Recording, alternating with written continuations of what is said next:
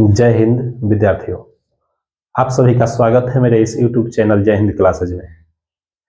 तो पिछली क्लास में हमने 9th क्लास का एक्सरसाइज 4.1 को समझा था और सीखा था। आज उसी से रिलेटेड एक्सरसाइज 4.2 को हम लोग शुरू करने वाले हैं और बहुत ही बेहतरीन ढंग से आपको यह समझ में आने वाली है। तो चलिए इसको आगे हम बढ़ाते हैं। देखिए एक्सरसाइज 4.2 का आज का फर्स्ट क्वेश्चन क्या है कि निम्नलिखित विकल्पों में कौन सा विकल्प सत्य है और क्यों है। और एक समीकरण यहां पर दिया है y बराबर 3x प्लस 5 का। यह जो समीकरण दिया है y बराबर 3x प्लस 5 का, इस समीकरण के लिए कौन सा विकल्प सत्य है हमें बताना है और वह सत्य है तो क्यों है। तो देखिए पिछली क्लास में ही जब 4.1 हम पढ़ा रहे थे उसी समय आपको हम समझाए थे कि दो चर वाले रैखिक समीकरण का हल अनंत होता है और एक चर वाला रैखिक समीकरण का हल केवल एक होता है अर्थात अद्वितीय होता है। यह हम लोग समझे थे। उसके बाद हम लोग ये भी समझे थे कि दो चर वाला रैखिक समीकरण का व्यापक रूप ax plus by plus c बराबर 0 होता है, जहां x का गुणांक a है, y का गुणांक b है और c अचर पद होता है और a b c वास्तविक संख्या होता है। यह हम लोगों ने समझा था। तो यहां जहां दो चर आपका x और y दिखे उस समीकरण का हल अनेक होता है और केवल एक चर हो, y वाला ना हो, केवल x वाला हो, या x वाला नहीं होकर केवल y वाला हो, तो इस प्रकार के समीकरण का हल जिसमें एक चर है उसका केवल एक होता है। तो यहां पर आप देख सकते हैं कि यह जो क्वेश्चन है इसमें दो चर है, y भी है और x भी है। यह दो चर है यह समीकरण, तो इसका हल क्या होगा तो अनेक होगा, यह होगा। और प्रश्न कर रहा है कि यह क्यों होगा, तो क्योंकि यह दो चर वाला समीकरण है। कारण हो जाएगा कि दो चर वाला समीकरण है। चलिए इसका अगला क्वेश्चन है कि निम्नलिखित समीकरणों में से प्रत्येक समीकरण के 4 हल लिखिए। देखिए यह जो 2 नंबर क्वेश्चन है इसमें 3 गो यह जो क्वेश्चन है यह सभी तीनों क्वेश्चन दो चर वाला समीकरण है, दो चर वाला रैखिक समीकरण है और दो चर वाला रैखिक समीकरण का हल अनेक होता है। उन अनेकों हल में से हमें 4 हल लिखना है। इसका हल तो अनेकों होगा, उसी में से 4 हल लिखना है। तो चलिए एक नंबर को हम लोग सॉल्व करके देखते हैं। 4 हल लिखते हैं।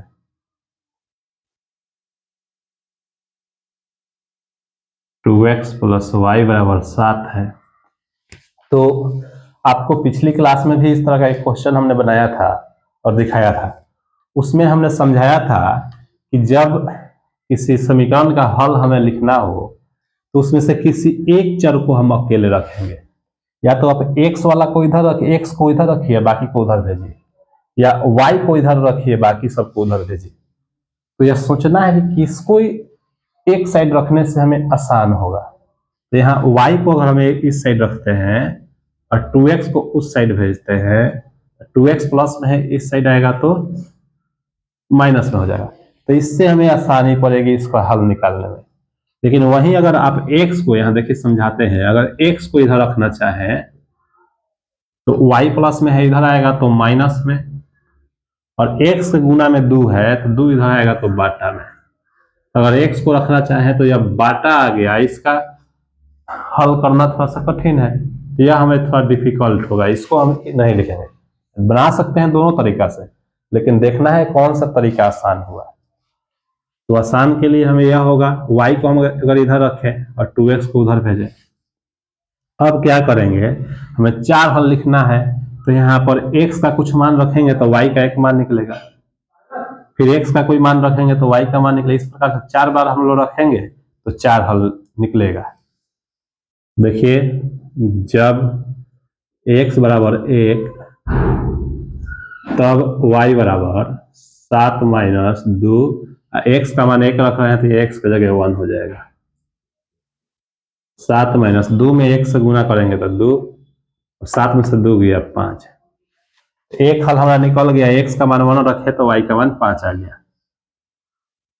और जब x बराबर 2 रखेंगे तब y बराबर 7 माइनस, यहाँ x की जगह 2 रख देंगे, 2 में 2 से गुना करेंगे 4, तो 7 में से 4 घटेगा तो 3 हो जाएगा। इसी प्रकार से हम जब x का मान यहाँ 3 रख देंगे, अब जरूरी नहीं है कि आप धनात्मक मान ही रखेंगे, आप -3 भी रख सकते हैं, -2 भी रख सकते हैं, बाटा वाला भी रख सकते हैं, 2/3, 3/4, इस तरह से भी कोई मान रख सकते हैं। लेकिन हमें वही मान रखना है जिसका हम लोग हल आसानी से कर सके। तो यहाँ x का मान जब हम यहाँ 3 रखें तब y का मान 7 माइनस 2 में 3 से गुना करेंगे, x की जगह 3 रखेंगे, 2 में 3 से गुना करेंगे तो 6 हो जाएगा, 7 में से 6 हो जाएगा तो 1 हो गया। और जब x का मान यदि हम 4 रख लिए तब y का मान क्या हो जाएगा, तो यहाँ x की जगह पर हमें 4 रखना है, 7 माइनस 2 और x की जगह 4, तो 2 में 4 से गुना करेंगे तो इसका मान 8 होगा, इसका मान 8 हो जाएगा, तो 7 में से 8 जाएगा तो -1। अतः हम लोग का अभीष्ट समीकरण का 4 हल निकल गया। पहला हमें क्या निकला है, x का मान 1 रखे हैं तो y का मान 5 आया है, तो 1 और 5, यह कोष्ठ में युग्म में लिखते हैं, संख्याओं का युग्म। इसमें पहला मान x वाला लिखा जाता है और दूसरा मान y का होता है, पहले x का फिर y का। इसके बाद दूसरा हल, जब x का मान 2 रखा गया है तो y का मान 3 आया है। फिर तीसरा हल, x का मान 3 है तो y का मान 1 है। फिर चौथा हल हमारा x का मान 4 है तो y का मान -1 है। इस प्रकार से हम लोग का यह 4 हल निकल गया। तो इसी प्रकार से हम यह सेकेंड क्वेश्चन देख सकते हैं, बहुत ही आसान है सब। वीडियो को पुश करके आप इसे उतार सकते हैं।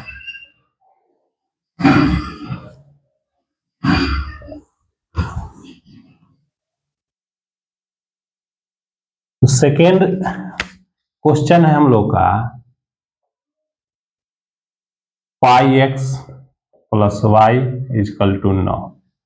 तो वही काम करेंगे इसको भी हल करने के लिए कि एक चर को अकेले रखेंगे, y को ही इधर अकेले रखिए, πx को उस साइड भेजेंगे, तो πx प्लस में है, इस साइड आएगा तो माइनस में हो गया। अब वही मान रखते जाएंगे हम 4 बार। जब यहाँ x का मान आप कुछ भी रख सकते हैं, 1 2 3 4 0 -1 -2 कुछ भी रखिए। जब x का मान अगर हम 0 रखें तब y बराबर 9 माइनस पाई, और x का मान 0 तो यहाँ 0 रखेंगे, और 9 0 में किसी भी संख्या के साथ गुना होगा तो वह 0 हो जाता है, 9 में 0 घटाएंगे तो 9। इसी प्रकार जब x का मान आप 1 रख लीजिए तब y बराबर 9 माइनस पाई, और x के जगह पर 1 रखेंगे, 9 माइनस पाई में 1 से गुना करेंगे तो पाई हो गया। आप यहाँ पाई का मान 22/7 रखिए या 3.14 रखकर इसका क्रिया भी कर सकते हैं, या आप यहाँ पर भी इसको छोड़ सकते हैं, तो यहीं पर हम रहने देते हैं। आप आंसर देखिएगा तो यही होगा, ठीक है। चलिए, जब हम लोग x का मान एक बार 2 रखते हैं तब y बराबर x की जगह 2 रखेंगे, 9 माइनस पाई गुने 2, तो यह 9 माइनस 2 में पाई से गुना करेंगे तो यह 2 पाई हो गया। इसी प्रकार से जब x का मान 3 रखें तब y बराबर 9 माइनस पाई, और x की जगह पर यहाँ 3 रख देंगे, तो यह हो गया 9 माइनस 3 में पाई से गुना 3 पाई। अतः अभीष्ट समीकरण का 4 हल। अभीष्ट का मतलब कि जिस समीकरण को हम हल कर रहे हैं वह समीकरण, जो समीकरण दिया हुआ है जिसको हल कर रहा है वह समीकरण अभीष्ट का मतलब। तो यह जो समीकरण हम लोग यही हम लोग हल कर रहे हैं, तो अभीष्ट का मतलब कि जो हल कर रहे हैं वही समीकरण। तो उस समीकरण का 4 हल क्या हो गया? तो पहला हमारा जो है, पहला हल जो हुआ है, x का मान 0 रखे हैं तो y का मान 9 आया है। x का मान 0, पहले 0 x का मान लिखेंगे, फिर y का मान 9 आया है, तो यह पहला हल हो गया। दूसरा हल, x का मान 1 रखे हैं तो y का मान 9 माइनस पाई आया है, तो x का मान 1 और y का मान 9 माइनस पाई। तीसरा हल हमारा क्या आया है, x का मान 2 रखा गया है तो y का मान 9 माइनस 2 पाई, तथा चौथा हल हम लोगों ने क्या निकाला है, x का मान 3 रखा गया है तो y का मान 9 माइनस 3 पाई। इस तरह से जो है यह हम लोगों ने 4 हल ज्ञात कर लिया। इसी प्रकार से आप मान रखते जाइएगा तो अनेकों हल निकल जाएगा। उन अनेकों हल में यह 4 हल हमारा दिया हुआ है। अगर किताब से आप आंसर मिलाइएगा तो इसका तो अनेकों हल होता है, तो हो सकता है कि यही हल उसमें भी दिया हो, या हो सकता है कि अनेकों हल में से कोई दूसरा हल दिया हो। ठीक है, तो चलिए इसका अगला क्वेश्चन हम लोग 3 नंबर देखते हैं।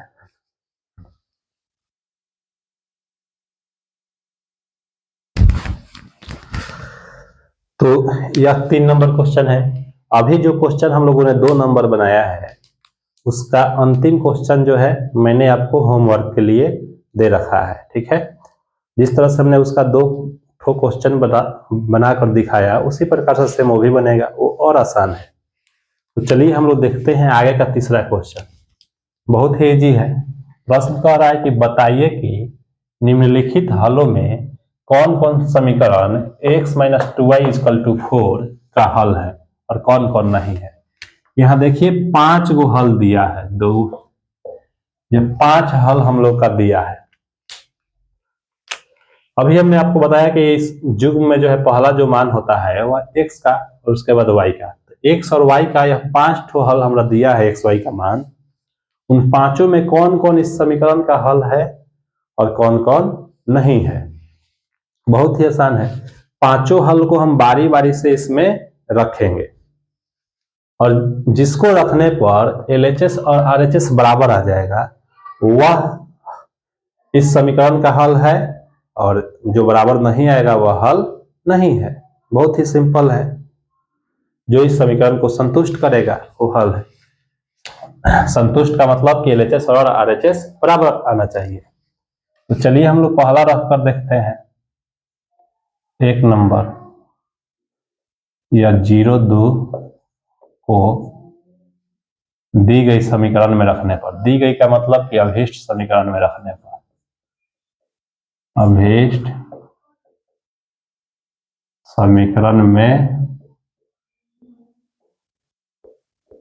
रखने पर, तो वह समीकरण है हमारा x minus 2y equal to 4, x minus 2y equal to 4, यही समीकरण है। तो इसमें हम लोग रखेंगे x का मान 0 है और y का मान 2 है, तो यहाँ रखेंगे x का मान 0 और -2, y का मान 2 है तो यहाँ 2 और इक्वल टू 4 है। अब यह 0 को नहीं भी लिखेंगे तो कोई दिक्कत नहीं है, 2 में 2 से गुना 4 बराबर 4। क्या यह बराबर है -4 4 के बराबर है? नहीं है, क्योंकि LHS बराबर नहीं है RHS, इसलिए यह जो 0-2 है समीकरण का हल नहीं है। इसी प्रकार से इस समीकरण में एक बार हम 2 0 रखेंगे, अगर बराबर आ गया तो हल है। इसी प्रकार LHS और RHS बराबर आ गया तो हल है, और नहीं आया तो नहीं है। आसान है, इसी प्रकार आप रख कर देखेंगे। फिर इसको रखेंगे, फिर एक बार या 5 नंबर भी रख कर देख लीजिएगा, आसान है। एक 4 नंबर हम आपको रख कर दिखाते हैं, यह हल है कि नहीं है, इसी प्रकार से। तो चलिए इसको हम लोग 4 नंबर प्रश्न को यहाँ पर 4 नंबर में है √2 और 4√2, तो यहाँ लिखेंगे उसी प्रकार से कि √2 और 4√2 उस समीकरण में रखने पर रखेंगे उसको। समीकरण हम लोग का यही है,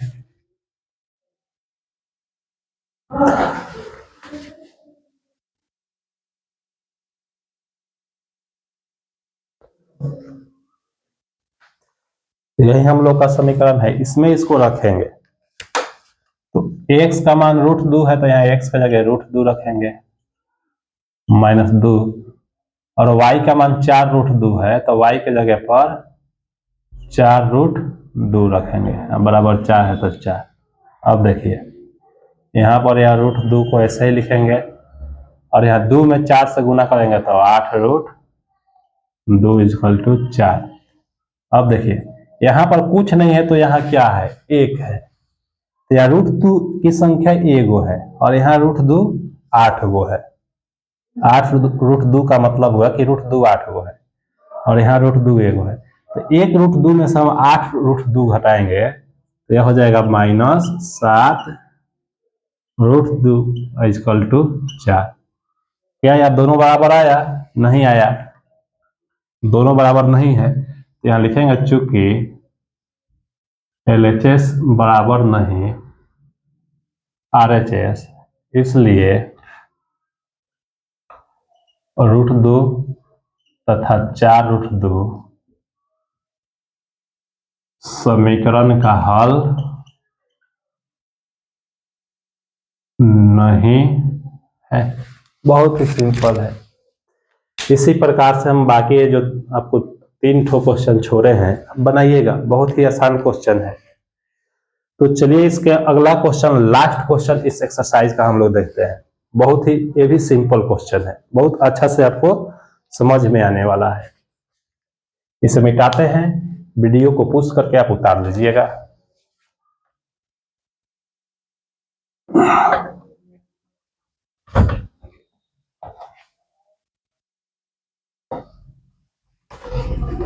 बहुत ही सिंपल है, ध्यान से प्रश्न को समझेंगे।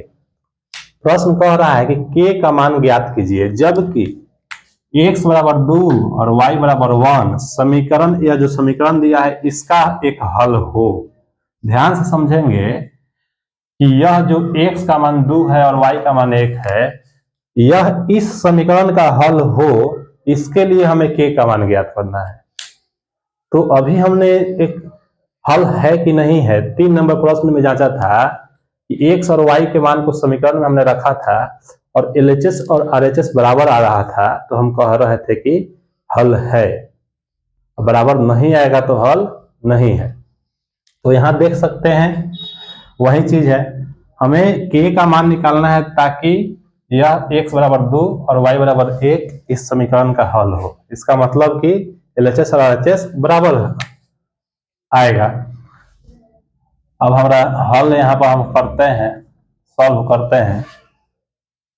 चूंकि यहाँ लिख देंगे x बराबर 2 और y बराबर 1 अभीष्ट समीकरण का हल हो या हल है, या इस समीकरण का हल है। इसका मतलब है कि इसको हम इस समीकरण में रखेंगे तो LHS और RHS बराबर रहेगा। इसलिए और x के जगह पर यह 2 रख देंगे, +3, और y के जगह पर y का मान 1 है तो 1 रख देंगे, = k। 2 में 2 से गुना करेंगे 4, +3 में 1 से गुना करेंगे 3, बराबर k। इसलिए k का मान 4 और 3 जोड़ेंगे तो 7। k का मान निकालना था, k का मान ज्ञात करना था, k का मान यहाँ पर हम लोग का आ गया। बहुत ही आसान है, सिंपल है। तो यदि आपको जो है मेरा यह वीडियो या क्लास अच्छा लगा हो तो अधिक से अधिक लाइक, सब्सक्राइब और शेयर कीजिए। जय हिंद, जय भारत।